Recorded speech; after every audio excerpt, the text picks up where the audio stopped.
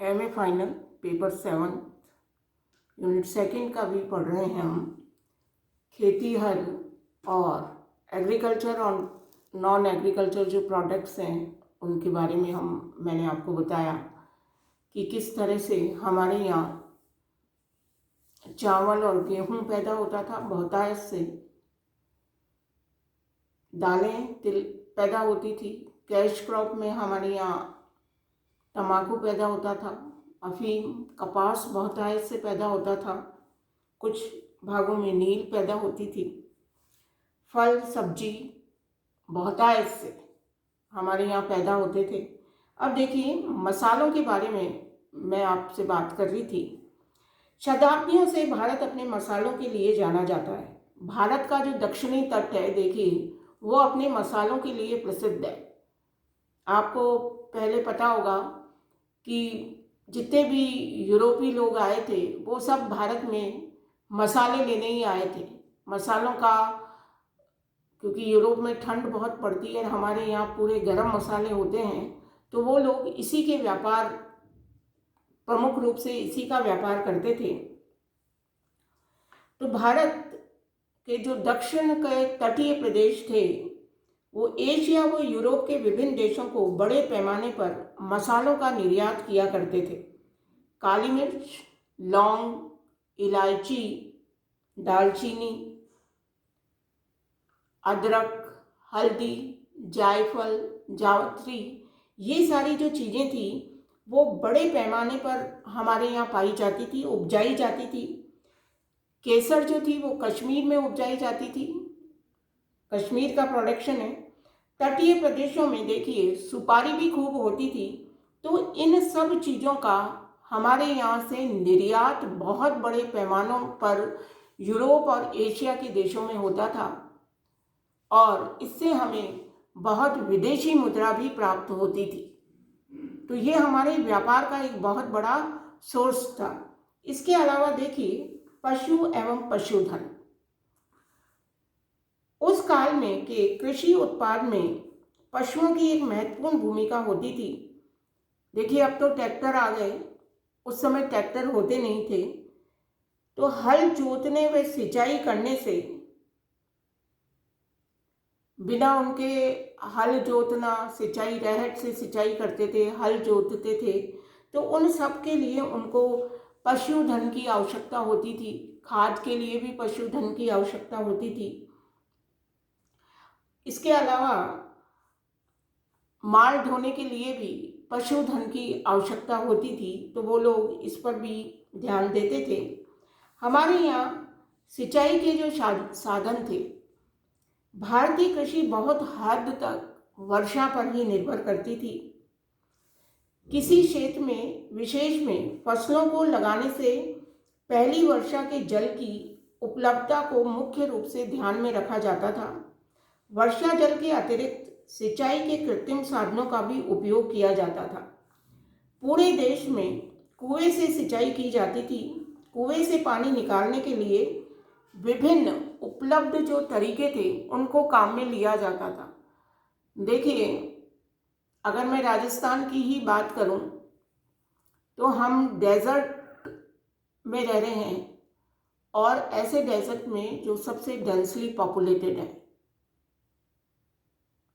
यहाँ पर ना तो खाद्यान्न की कभी कमी हुई और ना पीने की पानी की। जो यहाँ के लोग थे उनके आसपास जो भी साधन थे उसी से वो सारी व्यवस्था कर लेते थे। जो भी साधन थे उसी से वो अपनी सारी व्यवस्था कर लेते थे। जितना भी बारिश आती थी उस बारिश के पानी को कलेक्ट कर लेते थे। जितनी भी बारिश से जो प्रोडक्शन हो सकता था वो उस प्रोडक्शन को ले लेते थे। बाजरा यहाँ पर होता था, मोठ यहाँ पर पैदा हो जाता था, तो वो लोग साल भर के लिए अपनी आवश्यकता को इससे पूरा कर लेते थे। सिंचाई के लिए वो लोग पशुओं के लिए सिंचाई के लिए नाड़ियाँ बना लेते, तालाब बना लेते, टोबा बना लेते, जिसमें वो बारिश के पानी को एकत्रित करके रखते थे। अगर आप मारवाड़ रीजन की तरफ आएंगे तो यहाँ पर गहरे पाताल तोड़ कुएं थे जिनसे पानी निकलता था और उससे सिंचाई की जाती है। अगर आप इतिहास के पन्नों को देखें तो आप देखेंगे कि जैसलमेर सेबी में खडिन एक ऐसी व्यवस्था थी जिससे वो सिंचाई करते थे और गेहूं उत्पादित करते थे, उसको निर्यात भी करते थे। तो आप ये देखिए कि उस समय में भी हमारे यहाँ पर, है ना, हम कह रहे हैं नई तकनीक, वो खडिन एक, आप उसको पढ़ेंगे तो वो एक ऐसी तकनीक थी जिससे पानी को आप लगातार रोक रहे हैं और उससे आप फसल प्राप्त कर रहे हैं।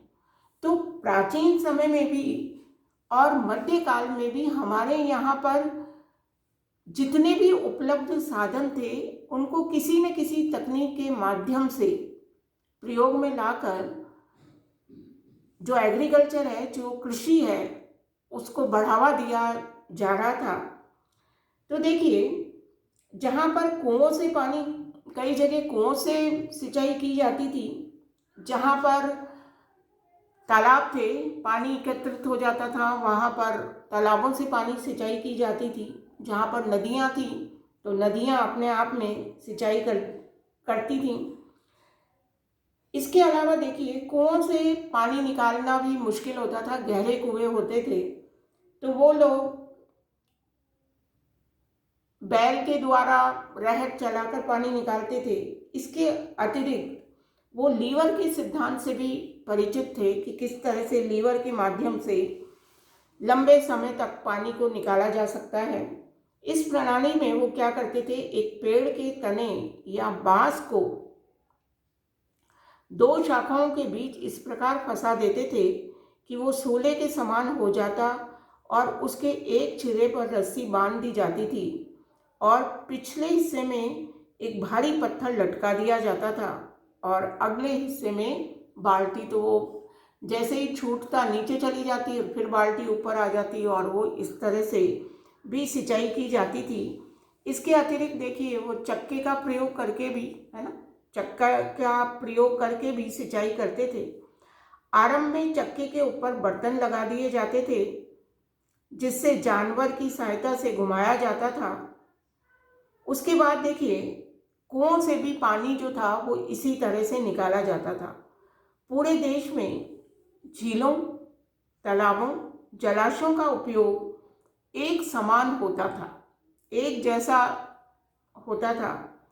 उत्तरी मैदानी भागों में नहरों का उपयोग सिंचाई के प्रमुख साधन के रूप में किया जाता था। तो देखिए, ये तो थे आपके एग्रीकल्चर प्रोडक्शन क्या क्या है उसके बारे में। नेक्स्ट देखिए, गैर कृषि उत्पाद।